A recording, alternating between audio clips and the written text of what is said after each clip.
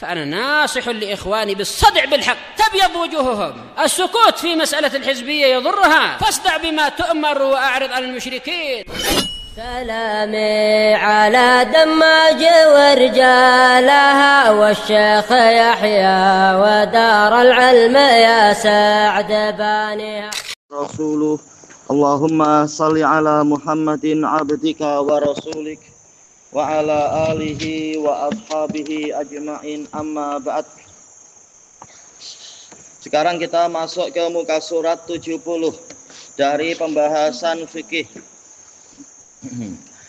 Qala hafidhahullahu ta'ala ad-darsus tsani, pelajaran yang kedua, sifatus shalah.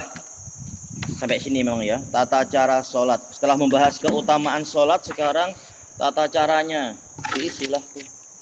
Baik. Sifatus shalah. Kaifa tusolli, bagaimana engkau sholat? Qal idza aradtu sholata aqum. Jika saya ingin sholat, saya berdiri. Ini ringkasan semua ya, dalam keadaan beliau tidak menyebutkan dalil-dalilnya, tapi insya Allah ini sudah pernah dilewati. Di antara dalilnya adalah yang di dalam Al-Quran, wa qumu lillahi qanitin. Berdirilah kalian untuk Allah dalam keadaan tenang. Thayyib, qanit artinya tenang dan patuh. Demikian pula yaitu hadis yang diriwayatkan oleh Bukhari dan Muslim dari siapa sahabatnya itu ya, Allahul musta'an. Imran bin Husain radhiyallahu anhuma. Rasulullah sallallahu alaihi wasallam mengatakan, "Sholli qa'iman fa illam tastati fa qa'idan." Salatlah dalam keadaan berdiri. Jika engkau tidak mampu, maka salatlah dalam keadaan duduk. Intinya hadis tadi, hadis Bukhari Muslim dari Imran bin Husain kalau di dalam hadisnya. Kemudian yang berikutnya, wa astaqbilul qiblah. Enggak ditulis apapun, macam mana nih? Dan saya menghadap ke kiblat. Paling tak tulis terjemahannya apa? Cara lafaz ini artinya apa? Tulis. Saya menghadap ke arah kiblat. Dalilnya kalau dalam Quran, fawalli wajhaka syatrul masjidil haram. Maka hadapkanlah wajahmu ke Masjidil Haram, ke arah Masjidil Haram. Thayyib. Ini kalau dalil dalam Al-Quran. Kalau di dalam hadis, yaitu hadis Bukhari Muslim dari Abi Hurairah. Kalau tidak menulis dalilnya tak apa, yang penting apa? Tulis arti kalimat itu apa, artinya apa, bukan diam saja. Baik. Ini masalah menghadap kiblat, dan ini adalah syarat sah sholat. Sebagian ulama mengatakan ini adalah yaitu sebagai rukun sholat. Tak masalah. Walaupun yang lebih rajih dia syarat sah bukan rukun. Kalau rukun ini yang di dalam sholat. Tetapi sebagian mengatakan syarat sah yaitu sebelum sholat pun, ketika hendak sholat, mulainya adalah menghadap ke kiblat, bukan hanya ketika takbir saja. Ini untuk sholat wajib. Adapun untuk sholat sunnah, yaitu di atas kendaraan, maka tidak masalah untuk dia menghadap kemanapun, tidak masalah. Sebagaimana dalam hadis Bukhari Muslim dari Ibni Umar radhiyallahu anhuma, bahwasanya Rasulullah Shallallahu alaihi wasallam ketika safar berkendara, beliau senantiasa bertasbih, yaitu sholat di atas kendaraan. Beliau tidak peduli kemanapun arah dari kendaraannya itu. Kemudian Ibnu Umar mengatakan, fa idza arada an yusalliyal fariidhah nazala fastaqbalal qiblah fasalla. Di sebagian riwayat, adapun kalau beliau ingin sholat wajib, maka beliau turun dari kendaraannya, kemudian menghadap kiblat dan sholat. Tapi kalau kendaraannya memang susah untuk menghadap ke kiblat dalam keadaan kita juga susah untuk turun dari kendaraan, boleh sholat wajib di atas kendaraan. Itu tidak mengapa, walaupun kendaraannya arahnya ya terkadang tidak ke arah kiblat, seperti ketika kita di atas kapal atau di atas pesawat terbang misalkan, atau sebagian fuqaha mengatakan misalkan kita di atas bus-bus itu yang seringkali beberapa kali petugasnya itu, pemandunya itu orangnya fasik, tidak peduli masalah sholat. Nah, kalau kita mau sholat, begitu kita turun kita akan ditinggal, ini lebih merugikan lagi. Maka tidak mengapa sholat di atas bus, jangan menunggu sampai waktunya habis, kecuali kalau boleh dijamak. Tapi untuk subuh jelas bukan untuk dijamak, sholat pada waktunya. Tidak masalah menghadap kemanapun, insya Allah. Demikian pula dalam situasi sholatul khauf, ini tidak masalah. Tapi dalam situasi biasa, maka ini adalah syarat sah sholat, yaitu menghadap ke kiblat, atau yang lain mengatakan rukun sholat. Kemudian wa aja'alu sutratan, sutroh yaitu pembatas atau penghalang, amami, di hadapan saya. Dan ini adalah wajib menurut pendapat yang rajih. Adapun jumhur ulama mengatakan mustahab. Baik. Dan dalilnya adalah hadis yang diriwayatkan oleh Abu Dawud dari Abu Sa'idin al-Khudri. Apa? Amami, di hadapanku, amami, di hadapanku. Baik. Karena dalam hadis Abu Sa'id al-Khudri yang diriwayatkan Abu Dawud, hadisnya sahih. Rasulullah Shallallahu Alaihi Wasallam bersabda, "Idza shalla ahadukum falyusalli ila sutrah wal yadnu minha." Jika salah seorang dari kalian itu sholat, maka sholatlah menghadap ke sutrah, dan hendaknya engkau mendekat ke sutrah itu. Ya, jangan jauh-jauh. Ya, ini hadis Abu Sa'id diriwayatkan oleh Abu Dawud. Ada riwayat yang lain, tetapi riwayat Abu Dawud yang lebih lengkap. Bagaimana kalau sutrahnya pergi? Nah, kita lihat apakah ada sutrah yang dekat untuk kita dekati ya. Karena Nabi menyuruh mendekat. Nah, kita mendekati sutrah yang memungkinkan untuk didekati. Kalau terlalu jauh, maka tidak mengapa untuk terpaksa, namanya tahu-tahu sutrah pergi, sutrah yang lain jauh sangat, maka kita tetap sholat dengan tenang, karena hukum asal sholat adalah tidak banyak bergerak. Ini sudah di luar kemampuan. Kalau sutrohnya jauh sekali misalkan, tak perlu dikejar-kejar. Ya, kenapa? Riwayat Abu Dawud, kenapa? Kita belum sampai ke situ.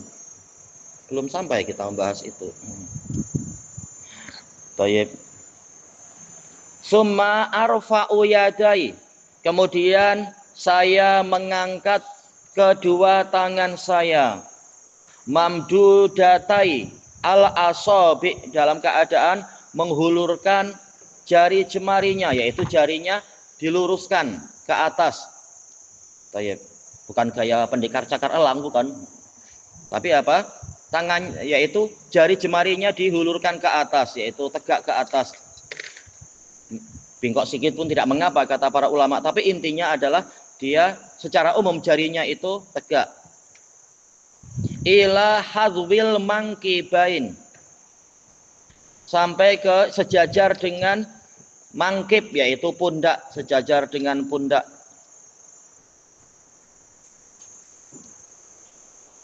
Dalam riwayat yang lain yaitu sejajar dengan hujung telinga, cuping telinga, tak masalah, boleh dijamak di antara dalil-dalil yang ada. Boleh begini, boleh begitu. Hadis yang ini hadwil mangkibain, ini hadis yang muttafaqun alaih. Hadisnya diriwayatkan oleh Bukhari dan Muslim dari Ibni Umar radhiyallahu anhuma. Dalil banyak, tapi kita ambil salah satunya saja. Aywa mamdudatai,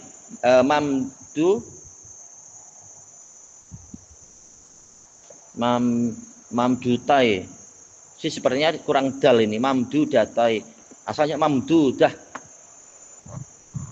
Salah satu tangan mamdudah, tangan yang satu juga mamdudah, jadi mamdudatai.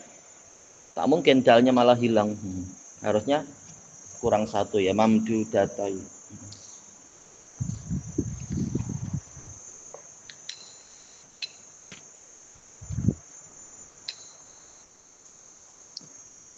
Thayyib. Qailan sambil mengucapkan Allahu Akbar. Thayyib. Ini yang dipanggil dengan takbiratul ihram. Karena menyebabkan setelah takbir itu kita haram untuk melakukan perkara yang sebelumnya boleh. Tak boleh lagi setelah takbiratul ihram makan, minum, atau menoleh ke kanan, ke kiri, atau jalan lompat-lompat, tak boleh. Ini dikatakan ihram, mengharamkan amalan perkara-perkara yang sebelumnya halal. Ya. Itu tidak masalah. Ada banyak riwayat. Boleh begini, boleh begini. Baik, tidak masalah. Boleh agak ke depan sedikit, boleh betul-betul apa? Sejajar yang apa istilahnya sejajar ya. Kanan kiri tidak masalah insyaallah. Kenapa? Menjulurkan, menghulurkan atau meluruskan. Baik, meluruskan jari jemarinya. Apa itu? Kalau mengangkat tangan, jumhur ulama mengatakan wajib untuk takbiratul ihram. Nah, yang lain-lain jumhur mengatakan mustahab. Dan itu betul, masalah mengangkat tangan kecuali yang takbiratul ihram dia wajib. Hah? Itu mustahab. Masalah sejajar atau tidak sejajar itu mustahab. Yang penting mengangkat tangan.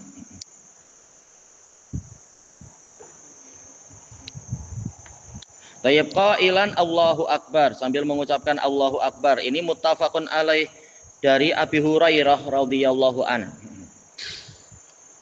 Ya rahmatullah. Datang dari sejumlah hadis, ada juga muttafaqun alaih dari Ibni Umar secara umum, yaitu takbir di setiap ada perpindahan. Boleh tak ditukar jadi Allahu A'zam? Tak boleh. Ini pendapat jumhur dan itu yang betul. Adapun kalau pendapat Abu Hanifah boleh ditukar-tukar, boleh, tak masalah. Tapi ini salah tentunya. Karena dalam sebagian riwayat fakabir, ucapkan Allahu Akbar. Tak boleh diganti dengan yang lain-lain. Baik. Summa adau yadil yumna, kemudian saya meletakkan tangan kanan saya ala dhahri yadil yusra, ke atas permukaan tangan kiri saya. Dhahar maksudnya yang dibalik telapak tangan ya, berarti. Baik. Tak masalah apakah berarti kita menggenggam telapak tangan ataukah kita menggenggam apa namanya ini? Yaitu lengan bawah, tidak masalah. Baik. Karena itu juga masuk di dalam istilah meletakkan tangan kanan ke tangan kiri. Dan masing-masing ada riwayatnya. Ada juga riwayat yang sahihah meletakkan di betul-betul di pergelangan, di apa ini ya, pergelangan ya, bukan di telapak. Tidak masalah, tiga-tiganya tidak masalah. Baik. Nah, salah satu dalilnya hadis muttafaqun alaih dari Sahal bin Sa'ad As-Sa'idi. Dalil tentang masalah meletakkan tangan kanan ke tangan kiri. Hadis Sahal bin Sa'ad As-Sa'idi radhiyallahu an. Summa aqra'u doa al-istiftah. Kemudian saya membaca doa istiftah. Nah, di antaranya ya ma'ruf yang Bukhari Muslim dari Abi Hurairah itu doa istiftah. Apa dalilnya? Ya apa lafadznya kalau hadis Abi Hurairah itu? Yang Allahumma ba'id itu. Ingat-ingat yang itu. Ya cepat. Apa? Yang Allahumma ba'id. Lanjutkan.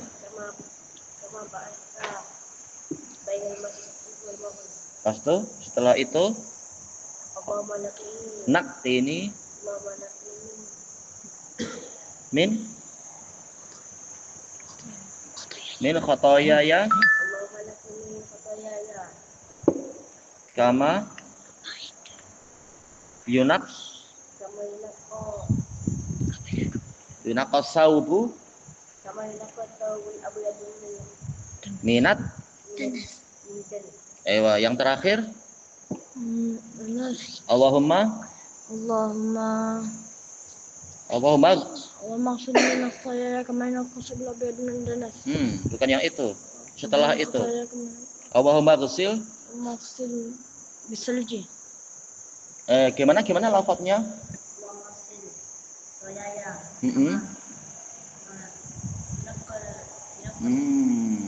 Itu yang kedua. Yang ketiga, Allahumma ghsil khotoyaya pastu bil ma'i wasalji wal barat. Itu yang ketiga. Itu baru selesai. Kemudian wa ma huwa du'aul istiftah. Apa itu doa istiftah? Ini contoh yang ringan. Allahu akbar kabira walhamdulillahi katsira wa subhanallahi bukratan wa asila. Ini diriwayatkan Imam Muslim dari Ibni Umar. Doa istiftah ini riwayat Muslim dari Ibni Umar.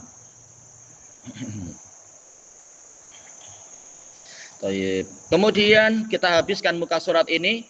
Madza taqra'u ba'da du'ail istiftah. Apa yang Anda baca setelah doa istiftah? Aqul a'udzu billahi minasyaitonir rajim. Dalilnya kalau dalam Quran ma'ruf ya. Fa idza qara'tal Quran fasta'id billahi minasyaitonir rajim. Baik. Kemudian bismillahirrahmanirrahim. Tsumma aqra'u surat Al-Fatihah. Kemudian saya membaca surat Al-Fatihah. Lafaz bismillahnya ini bagaimana? Untuk lafaz bismillah itu diriwayatkan oleh Imam Tirmidzi dari Abi Hurairah. Baik. Tirmidzi dan Ahmad. Kemudian saya membaca Al-Fatihah. Kalau Al-Fatihah dalil banyak sekali. Ada Abu Hurairah indal Bukhari wa Muslim. Ada juga apa? Hadis Anas diriwayatkan oleh Muslim. Dan dalil banyak sekali tentunya tentang ini. Tentang membaca Al-Fatihah. Wala tasihus sholatu illa biqiraatil Fatihah. Tidak sah sholat kecuali dengan membaca Al-Fatihah. Ya, sebagaimana yang diriwayatkan oleh Imam Muslim dari Abi Hurairah. La sholata liman lam yaqra' bi Fatihatil kitab. Atau man shalla wa lam yaqra' bi ummil kitab fa sholatuhu khidaj. Barang siapa sholat dalam keadaan tidak membaca ummul kitab, maka sholatnya itu terpotong. Hadis Abi Hurairah inda Muslim. Summa aqra'u ma tayassara minal Qur'an. Kemudian saya membaca apa yang mudah atau yang dimudahkan. Tayassara artinya mudah. Apa yang mudah dari Al-Quran. Ini diriwayatkan oleh Bukhari dan Muslim dari Abi Hurairah. Membaca apa yang dimudahkan. Ini Bukhari Muslim dari Abi Hurairah. Tayyib ilahuna wallahu a'lam.